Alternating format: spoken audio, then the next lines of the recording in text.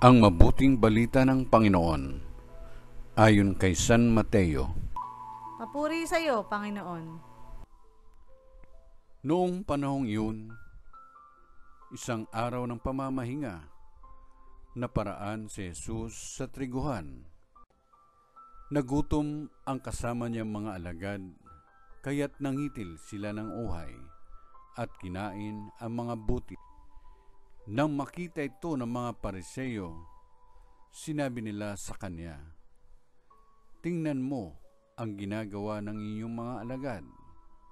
Bawal yan kung araw ng pamamahinga." Sumagot si Jesus, "Hindi ba ninyo nabasa ang ginawa ni David nang magutom siya at ang kanyang mga kasama? Pumasok siya sa bahay ng Diyos at kumain ng tinapay na handog sa Diyos, at pinakain din niya ang kanyang mga kasama. Labag sa kautusan na kanin nila ang tinapay na iyon, sapagkat ang mga saserdote lamang ang may karapatang kumain niyon.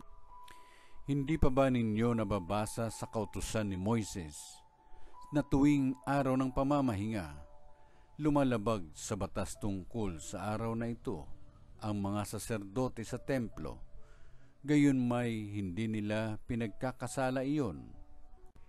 Sinasabi ko sa inyo, naririto ang isang higit na dakila kaysa templo.